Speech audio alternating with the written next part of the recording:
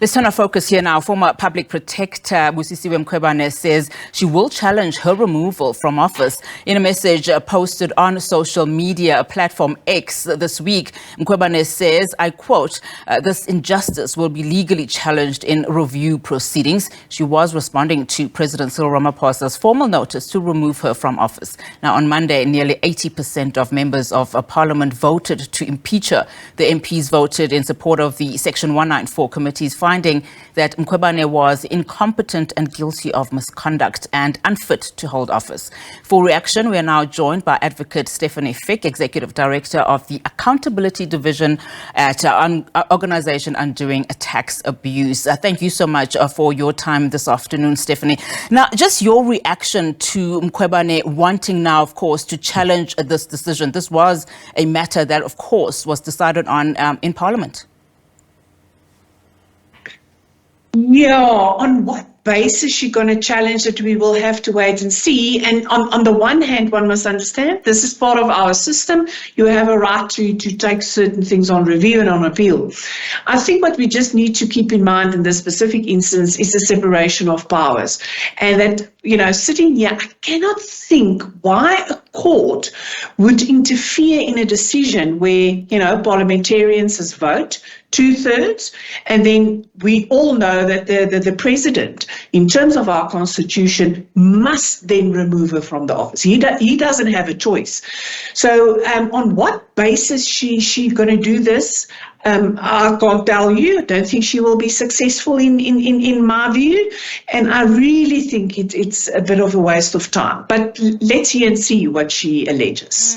Now, of course, this was a historic impeachment. I mean, there is obviously a lot of interest and you know, in the public space as well, in terms of how historic this moment was, even for the country. Earlier, the spokesperson for the president responding to a question, you know, being asked how the president feels about his decision. And of course, he was saying that this process was well guided by the Constitution, as you also rightfully say, and it cannot be conducted arbitrarily and also not taken lightly. Just how serious do you think this has shone a spotlight on, you know, the public protector's office? I think a big spotlight. I think this will hopefully, it's hopefully a deterrent or a message to all of the incumbents of Chapter 9 institutions that, you know, if you are unfit or, you know, you make yourself guilty of misconduct, that they will take steps against you. I mean, it is never a nice process to get rid of someone, and basically she was found to be unfit to be the public protector. But it, you know, the public protector's office, let's just summarize it this way. It's a Chapter 9 institution with constitutional duties. And really one of the things that I think stand out is that the public protector should be a champion for just ordinary citizens. And hopefully, you know, the new incumbent will repair the trust deficit that is there between the public and the public protector, so that people can understand they can go there with their complaints. It will not always be, you know, high-profile cases, and that their cases will be investigated. I think that is the most important, you know, professionally and without fear or prejudice, and that, and I think more importantly, and this is what I want to,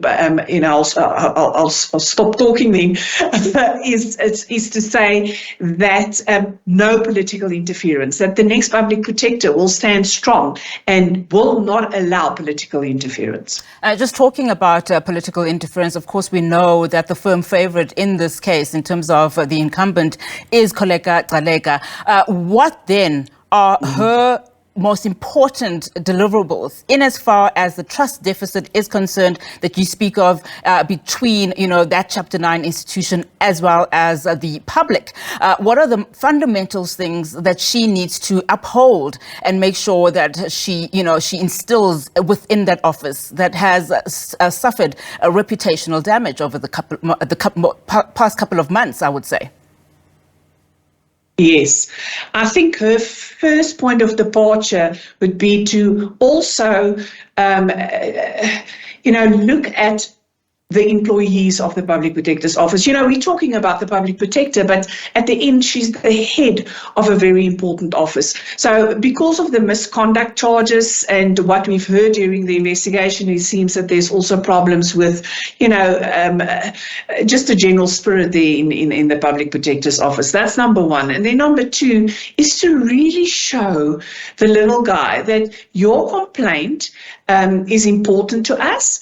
We will making sure that the office has got the resources in order to investigate the complaints that they are supposed to investigate, that they will investigate states, complaints against the state. Doesn't matter who you're complaining about, and that there will be no political interference.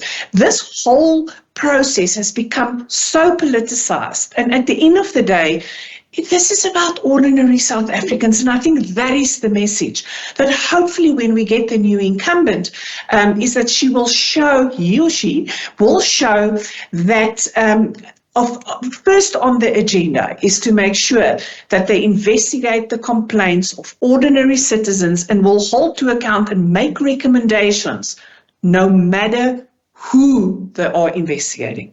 I mean, one of the things that the former public protector has been at pains to say is that she did conduct her role and responsibilities to the best of her ability, in that she was investigating claims of abuse and power, even in the highest echelons and the highest offices. But this was prevented. How important then is it for us as citizens of this country to ensure that the same vigilance happens when a new public protector comes on board?